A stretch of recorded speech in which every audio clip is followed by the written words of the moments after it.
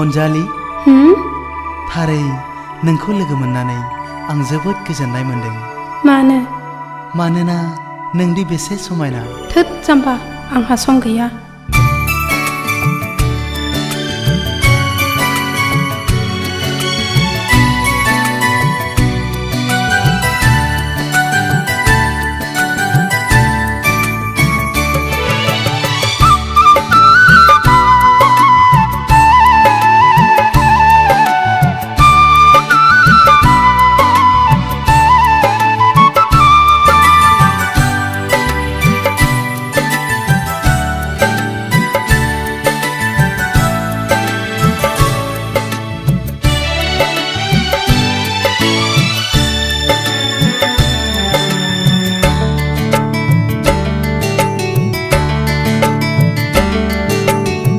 बिखाखौ गावनाय बादि मोनबाय नोंखौ दसे लोगो मोननानै।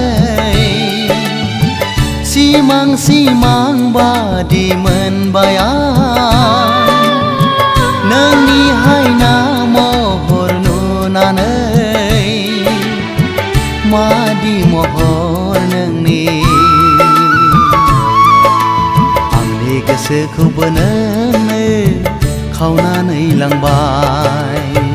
आंगो आंगो बादि मोनबाय आं नोंनि बे रावखौ खोनानानै। सिमां सिमां बादि मोनबाय आं नोंनि हायना महर नुनानै। मादि मैया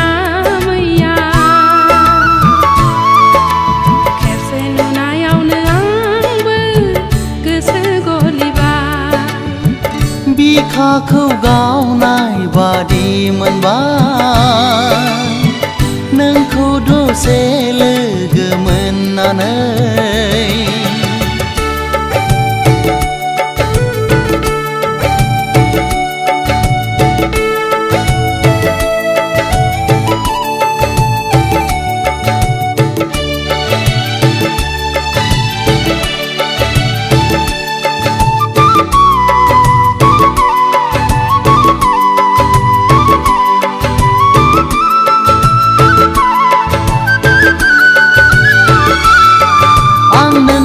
हायना महराव गबलांबाय सोर दैखांबावनो आंखौ बे खैफोदनिफ्राय।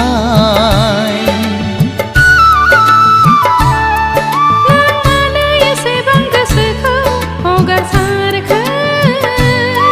हमथानाय गोसोआसो सुखु सौफैयोनो। दाजा नों हांखुर आंनिनो अननायखौ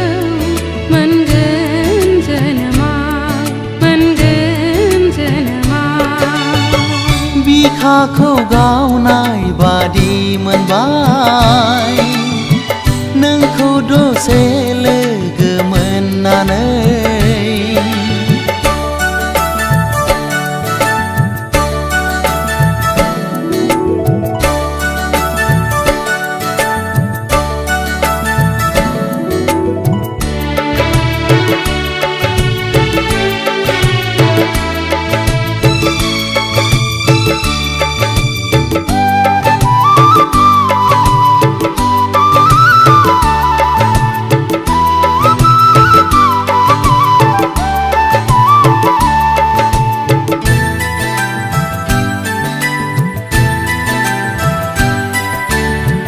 आंनिनो नोजोराव नों बारसे समायना बिबार। आंनिनो बागाननि नों मासे समायना सिखिरि। मादि मोहिनी गोनां आंनि गोसोखौबो नोंनो खावनानै लांबाय। खेबसे नुनायावनो आंबो गोसो गलिबाय।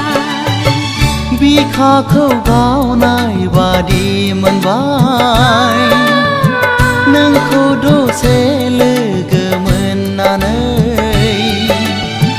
सिमां सिमां बादि मोनबाय आं